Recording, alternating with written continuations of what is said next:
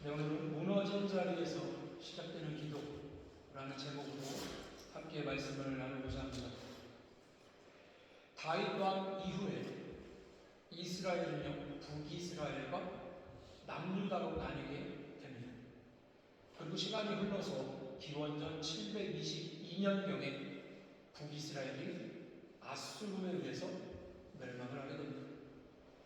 그리고 약 136년 후 기원전 586년에 남아있던 남유다는 바벨론의 느부갓네살 왕의 침략에 이어 그리고 상당수의 그 백성들이 포로로 잡혀감으로써 이 남유다 왕국도 몰락하게 됩니다. 그런데 이 남유다를 멸망시켰던 강력했던 바벨론 제국이 단명하죠.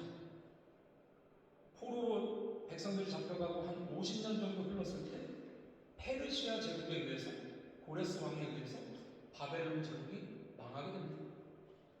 이제 패권을 잡은 페르시아 제국은 비교적 관대한 종교 정책을 실행을 했어요.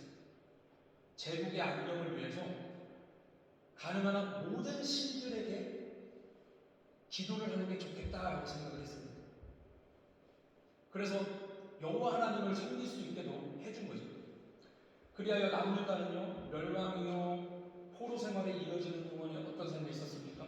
예루살렘 보면 파괴되고 예루살렘은 황폐될 대로 황폐해지고 또 예레미야 예언은 성취되죠. 그래서 기원전 537년 페르시아의 고레스 왕의 칙령으로 인해서 예루살렘에 성전을 재건하게 됩니다. 유다인들은요, 기쁨에 넘쳐서 수르바벨과 여호수아의 지도하에 일부 귀국해서 예루살렘 성전을 재건하기 시작합니다. 이게 1차 포로기예요. 1차 포로기하나여서 예루살렘의 그 수르바벨 성전이 재건된 지 약 60년 후에 페르시아의 아닥사스다 왕 때에 다시 제사장 가문 중의 후손인 학사였던 에스라가 중심이 돼서 또 일부 있었던 포로들이 유다로 가게 됩니다. 재차 귀국하게 됩니다. 에스라가 돌아와서요, 예루살렘에서 종교개혁을 단행하고 율법을 정비하여 유다 백성들을 하나님의 선민다운 모습으로 회복시키고 그렇게 큰 힘을 기울였습니다. 이게 2차 포로기간이었습니다. 그리고 약 12년의 시간이 흘러요. 바로 이 시기가 오늘 본문의 주인공인 느헤미야가 등장하는 시기입니다. 오늘 우리가 살펴본 본문의 느헤미야는요, 제사장도 선지자도 아니었습니다. 보통 성경에 사람 이름으로 책이 기록되어 있기 때문에 선지자구나, 선지서구나 라고 생각할 수 있는데 성경 분류상 느헤미야는요, 역사서에 분류가 됩니다. 느헤미야는 제사장도 또 선지자도 아닌 당시 페르시아 제국 왕궁에서 일하던 그냥 평신도였어요. 그의 이름이 느헤미야는 히브리어 원어로 여호와 하나님께 위로를 받다라는 뜻을 갖고 있었습니다. 그 이름의 의미처럼 결국 고통받던 유다 백성들에게 하나님의 위로를 전달하는 통로로 느헤미야가 쓰임받게 됩니다. 느헤미야의 직업은요, 모두 알고 계시는 것처럼 술 맡은 관원이었습니다. 이는 단순히 왕에게 술을 따라주는 자리가 아니라 왕의 생명을 보호하며 가장 가까이에서 신뢰받는 최측근이었습니다. 당시 왕에 대한 독살의 위협으로 빈번했기에 술 맡은 관원은요, 왕이 절대적으로 신뢰하는 사람만 차지할 수 있던 자리였습니다. 세상적인 눈으로 볼 때 느헤미야는 성공한 사람이며 안전과 부와 명예를 모두 거머쥔 사람이었습니다. 하지만 하나님께서는 이 안락한 자리에 머무를 수 있었던 느헤미야를 사용해서 무너진 예루살렘을 다시 세우는 위대한 도구로 사용하게 됩니다. 오늘 본문이 시작되죠. 하루는 느헤미야의 동생 하나님과 조국이었던 유다 땅에 갔다가 다시 몇 사람을 이끌고 느헤미야에게 찾아왔습니다. 하나님은 에스라가 주도했던 2차 포로 귀환 시에 예루살렘으로 돌아간 곳으로 전해지고 있습니다. 이 조국으로 돌아갔던 하나님은 예루살렘의 형편이 극도로 어려웠기 때문에 역경을 무릅쓰고 유다에서 수산까지 1000km가 넘는 그 고된 길을 돌아와서 예루살렘의 형편을 형에게 알리게 됩니다. 느헤미야의 곳에 하나님은요, 이처럼 애국심이 투철한 인물이었기 때문에 나중에 느헤미야 7장을 보면 예루살렘을 다스리는 지도자 중에 하나가 됩니다. 스룹바벨을 통한 1차 귀환으로 성전이 제거됐고요. 에스라를 통한 2차 귀환으로 신앙개혁이 일어났습니다. 하지만 그로부터 12년이 지난 아닥사스다 왕 제20년이 될 때까지도 예루살렘의 삶의 울타리는 완전히 무너져 있었어요. 성전은 있었으나 보호할 성벽이 없었고, 백성은 있었으나 존엄이 없는 상태였습니다. 이방 민족들의 조공과 위협 속에 유다 백성들은 무기력한 나날을 보내고 있었습니다. 바로 이때 느헤미야의 동생이었던 하나니가 예루살렘의 참혹한 소식을 형인 느헤미야에게 전해준 거죠. 느헤미야는 찾아온 동생 하나니에게 이스라엘에 남았던 백성들의 삶에 대해서 물어봅니다. 그리고 하나님은 대답하죠. 사로잡힘을 면하고 남아있던 자들, 포로로 끌려오지 않은 자들이죠. 이미 거기서 그냥 큰 환란을 당하고 능욕을 받고 예루살렘 성은 허물어지고 성문들은 불탔다. 이 소식을 들었을 때 느헤미야는 어떻게 행동했습니까? 즉시 행동하지 않았습니다. 오늘 보면 4장 말씀을 함께 읽겠습니다. 시작. 내가 이 말을 듣고 앉아서 울고 수일 동안 슬퍼하며 하늘의 하나님 앞에 금식하며 기도해. 그는 먼저 울고 금식하며 하나님 앞에 무릎을 꿇었습니다. 그는 왜 왕에게 바로 간청하거나 사람들을 모으지 않았을까? 느헤미야는요, 무너진 문제는 먼저 인간의 방법이 아니라 하나님의 방법으로 시작되어야 함을 알았기 때문입니다. 무너진 자리에서 우리가 가장 먼저 해야 할 일은 바로 기도의 자리로 나아가는 것입니다. 느헤미야는 화려한 수상궁의 삶의 안락함에 안주하지 않았어요. 조국의 아픔을 자신의 아픔으로 받아들인 진정한 애국자이며 신앙인이었습니다. 느헤미야의 사역의 시작은요, 기도로부터 시작되었습니다. 기도는 어떻습니까? 기도는 어떻게 시작됩니까? 먼저 기도는요, 마음이 무너질 때 시작이 됩니다. 느헤미야는요, 예루살렘 성벽이 허물어졌다는 소식을 들었을 때 단순히 안타깝다라고 끝내지 않았습니다. 그는 주저앉아 울었습니다. 여기서 중요한 것은 정보가 아니고 소식이 아니고 반응이에요. 예루살렘의 상황은요, 이미 오래전부터 알려져 있었던 그런 소식이었습니다. 하지만 그 소식을 듣고 마음이 무너진 사람은 느헤미야였습니다. 기도는요, 머리에서 나오지 않고 가슴에서 나옵니다. 눈물이 없는 기도는 쉽게 형식이 되지만 상한 심령에서 나오는 기도는요, 하나님의 마음을 움직이게 됩니다. 시편 51편 17절은요, 우리에게 이렇게 말씀합니다. 우리 함께 보겠습니다. 시작. 하나님께서 구하시는 제사는 상한 심령이라. 하나님이여 상하고 통회하는 마음을 주께서 멸시하지 아니하시리. 하나님은요, 무너진 예루살렘보다 먼저 무너진 느헤미야의 마음을 보셨습니다. 왜냐하면 하나님은 언제나 회복의 역사를 사람의 마음에서부터 시작하기 때문에 우리도 마찬가지입니다. 가정이 무너질 때, 신앙이 식어갈 때, 공동체가 흔들릴 때 진짜 회복은요, 문제를 분석하는 데 있지 않고 마음이 찢어지는 자리에서 시작이 된다는 거예요. 예수님 또한 우리가 바라보면 마음이 너무 아프실 때마다 기도했습니다. 또 그때 함께 깨어서 기도하지 못하는 제자들을 보시고 화를 내시기도 했어요. 사랑하는 성도 여러분, 한번 생각해 보십시오. 내 마음이 너무 아파요. 정말로 찢어질 정도로 마음이 아프다고 가정을 해볼게요. 그 상황에서요, 하나님의 이름을 안 부르고 기도가 나오지 않는다면 이미 신앙에 문제가 생긴 겁니다. 하나님도 다 아십니다. 평소에 행복할 때, 아무런 사건 사고 없을 때 그리스도인들이요, 하나님 잘 안 찾는 거 아세요? 그리고 무슨 큰일이 생기면 어때요? 갑자기 평소에 안 하던 기도를 하는 거 다 하나님 알아요. 대부분이 그럴 거예요. 평소보다 사건이 있을 때, 큰일이 생겼을 때 더 기도를 많이 합니다. 그런데 마음이 너무 아픈 일이 있는데도 기도를 하지 않는다? 그러면 정말 신앙에 문제가 있다는 것을 깨달아야 됩니다. 그걸 깨닫고 더 말씀과 가까워지고 기도로 하나님을 찾으시길 바랍니다. 예수님은 분명히 말씀하셨어요. 심령이 가난한 자는 복이 있나니 천국이 그들의 것이며 애통하는 자는 복이 있나니 그들이 위로를 받을 것이다. 우리 하나님은요, 무너진 그 자리에 관심이 있는 게 아니라 그 무너진 앞에서 같이 무너진 사람을 찾으십니다. 그리고 그 이후에 이 사람이 하나님의 이름을 부르나 안 부르나 이걸 살피신다는 거죠. 여러분 이걸 꼭 기억하시고요.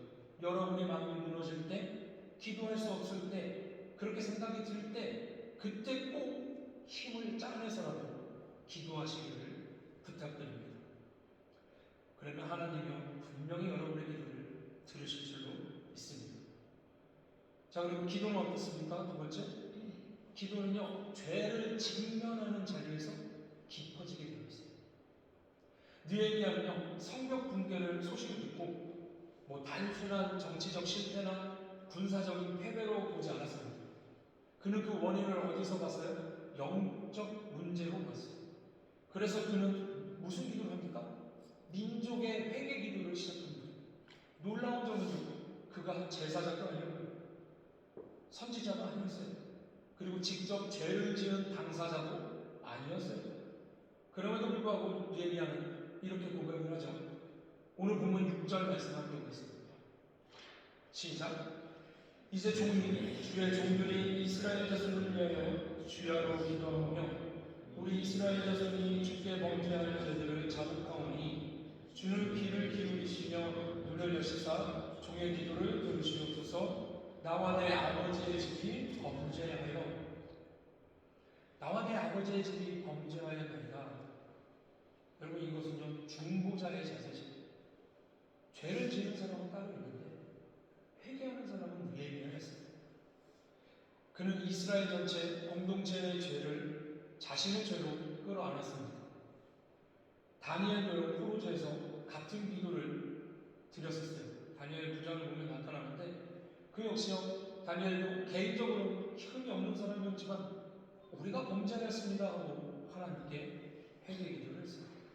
참된 기도의 문제에 참된 기도는요, 그 문제의 원인을 외부에서 찾지 않고요, 환경에서 찾지 않고요, 하나님과의 관계에서 찾습니다. 우리는 종종 이렇게 말하고 생각을 합니다. 주변 환경이 문제야. 사람들이 문제야. 하지만 하나님은 말씀하십니다. 아니다. 나와의 관계가 문제야. 죄를 직면하지 않는 기도는요, 약하지고 죄를 끌어안는 기도는 깊어집니다. 느헤미야는요, 무너진 성벽보다 먼저 이스라엘의 무너진 신앙을 바라보고 있습니다. 여러분 잘 알고 계신 것처럼 1907년 평양에서 대부흥운동이 일어났어요. 영적인 대각성 운동이었습니다. 1907년 평양의 장대현 교회에서 일어난 운동이죠. 그런데 그 영적 대각성 부흥운동의 시작이 무엇이었습니까? 길선주 목사님의 고백이었어요. 이런 일이 있었습니다. 길선주 목사님이 있는데 친한 친구분이 있었어요. 근데 친구분이 죽으면서 자신의 재산을 위탁하면서 자신의 가정과 자녀들을 부탁을 했어요. 그런데 엄청 부자였었나 봐요. 길선주 목사님이 그 당시 1907년 당시 미국 달러 100달러에 해당되는 거금을 훔쳤대요. 그것을 강단에서 고백을 한 거죠. 강단에서 길선조 목사님은 자신의 잘못을 공개적으로 고백하면서 회개의 눈물을 흘렸습니다. 그러자 그 모습을 본 선교사들과 성도들은 손가락질을 한 게 아니라 도리어 자신들도 잘못을 고백하는 회개 기도와 통성 기도를 하면서 큰 소리로 울부짖었습니다. 어떤 사람들은요 바닥에 ቁ꾸러져 울기도 했고, 어떤 이들은 가슴을 치며 부르짖기도 했습니다. 뜨거운 회개의 물결이 저녁 7시에 시작한 기도 집회가 새벽 2시에 끝났다고 해요. 당시에 이를 목격했던 블레어 선교사님은 이렇게 회고를 합니다. 그 정화는 실로 글로는 적을 수 없을 정도였다. 기도 소리는 마치 폭포수와 같아서 기도의 큰 배가 하나님의 보좌로 밀어 올라가는 듯했다. 이렇게 기록을 했습니다. 여러분, 무너진 현실 뒤에는요 언제나 무너진 영성이 있습니다. 생각을 해보면 길선조 목사님은요 목사의 신분으로서 도둑질을 한 거예요. 그동안 수많은 찔림과 내적 갈등이 있었을 겁니다. 그런데 거기서 회개가 없이 묻었다면 평생을 묻고 가면을 쓰고 살았겠죠. 그리고 그러다 그런 삶이 너무 편해지면 어떻게 됩니까? 즉 양심의 가책을 느끼지 못할 정도가 되면 또 다른 죄를 목사의 신분이지만 계속 지었을 수도 있는 거예요. 그러나 대중들 앞에서 죄의 회개를 했고 그 회개의 고백과 기도가 부흥운동의 씨앗이 되었습니다. 느헤미야의 기도가요 바로 이런 일이었습니다. 이스라엘 공동체의 죄를 자신의 죄로 끌어안았습니다. 사랑하는 성도 여러분, 이런 중보자의 마음을 소유하시길 바랍니다. 그리고 죄가 생각나거든 즉각적으로 회개하시길 바랍니다. 기도는 하나님의 용서와 사랑을 불러오지만 해결하지 않고 쌓아간다면 그것은요 하나님과의 사이를 갈라놓는 장벽이 된다는 것을 명심하시길 바랍니다. 자, 그리고 기도는 어떻습니까? 마지막으로 기도는요 하나님의 약속을 붙잡는 믿음이에요. 오늘 8절에서 11절까지의 말씀인데 느헤미야가요 감정으로만 기도하지 않았습니다. 그는 말씀을 근거로 기도를 했어요. 그는 신명기의 말씀을 인용합니다. 오늘 본문 8절과 9절의 말씀은요 신명기 28장의 말씀과 또 신명기 30장 1절에서 4절까지의 말씀을 인용한 거예요. 기도는 막연한 소망이 아니라 하나님의 언약을 붙드는 행위입니다. 하나님은 약속 위에 드려지는 기도에 응답하십니다. 왜냐하면 그것은 분명히 하나님의 뜻 안에서 드려지는 기도이기 때문입니다. 느헤미야는 이렇게 말했습니다. 이들은 주께서 큰 능력으로 구속하신 주의 종들입니다. 느헤미야는요 폐허된 예루살렘을 붙잡고 하나님의 소유를 보았어요. 그래서 왕 앞에 담대하게 나아갈 그런 명분도 담대함도 얻었습니다. 믿음의 기도는요 현실보다 약속을 더 크게 보는 거예요. 아브라함도 그래요. 모세도 그래요. 오늘 느헤미야도 그렇습니다. 기도는 상황을 바꾸기 전에 사람의 시선을 바꾸게 됩니다. 사랑하는 성도 여러분, 느헤미야는요 기도하는 그 사람에서 멈추지 않고 행동하는 사람이었어요. 기도는 출발점이었고 그의 성실함은요 그의 사역의 완성의 도구였습니다. 훗날 왕의 허락을 받자마자 또 느헤미야가 즉흥적으로 막 움직이지 않았어요. 예루살렘에 도착한 후에 곧바로 공사를 시작하지 않고 밤에 몰래 성벽을 돌며 현실을 점검을 했어요.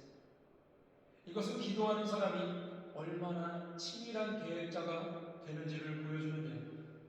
자, 오늘 본문 11절을 먼저 함께 보겠습니다. 함께 읽습니다. 시작. 주여 구하오니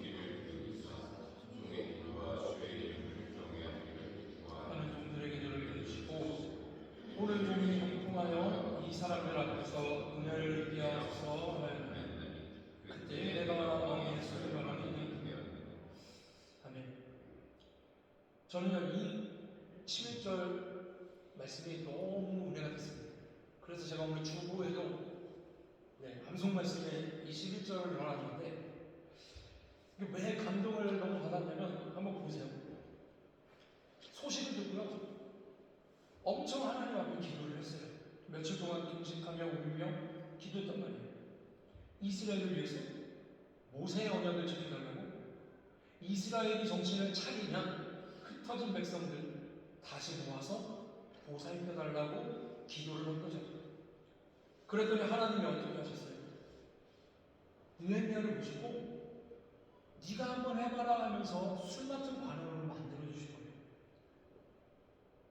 하나님과 달려와서 소식을 전할 때 그때는 술 같은 반응이 아니었다는 거죠. 그런데 느헤미야의 반응과 기도를 보시고 하나님께서 들어 쓰시려고 작정을 하신 거예요. 그래서 왕 옆에 붙여준 거죠. 그리고 하나님께서 정확했습니다.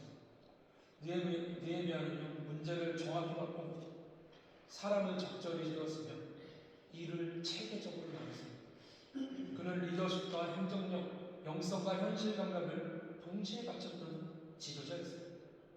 대적들이 조롱하고 위협할 때도 그는 멈추지 않았습니다. 백성들에게 무기를 들게 하고 동시에 일을 하게 했어요. 이것은 믿음과 책임이 함께 가는 모습입니다. 그는 총독의 독을 받지 않았고 백성들과 동일한 자리에서 고난을 감당했습니다. 지도자의 성실은요, 공동체의 신뢰를 얻고 신뢰는 기적을 일으키는 토양이 됩니다. 한 선교사님이요, 아프리카에 학교를 너무 세우고 싶었대요. 그런데 재정도 없고 자기를 도와서 봉사를 할 사람도 없었대요. 하지만 그 선교사님이 매일 기도하면서 벽돌을 하나씩 쌓아가기 시작했습니다. 결국 혼자서 계속 봉사하는 선교사님을 보고 마을 사람들이 감동해서 자발적으로 돕기 시작했고 학교가 세워졌습니다. 여러분, 기도하는 사람이요, 끝까지 성실할 때 하나님은 그 사람 주변에 돕는 사람들을 붙여주시는 거예요.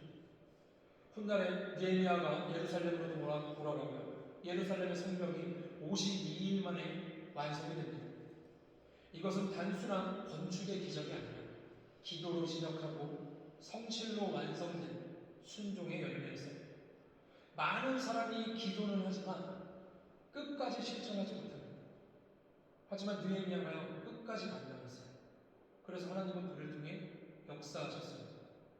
사랑하는 성도 여러분, 느헤미야가 기도를 시작했을 때 성벽은 무너진 상태 그대로였습니다. 하지만 기도가 시작된 순간 이미 회복의 역사가 시작된 것이었어요. 성벽은 무너졌으나 느헤미야의 기도의 무릎이 세워졌기 때문입니다. 하나님은요, 언제나 사람을 먼저 보내시기 전에 기도를 먼저 준비시킵니다. 무너진 인생, 무너진 가정, 무너진 공동체의 자리에서 우리가 가장 먼저 해야 될 일은 대책을 세우는 게 아니라 다시 기도의 자리로 돌아가는 것입니다. 기도하며 준비하고 또 기도하며 실행했던 느헤미야처럼 우리도 기도로 무너진 자리를 다시 세우시는 이 시대의 신실한 우리 성도님들이 다 되시기를 주님의 이름으로 축원합니다. 할렐루야.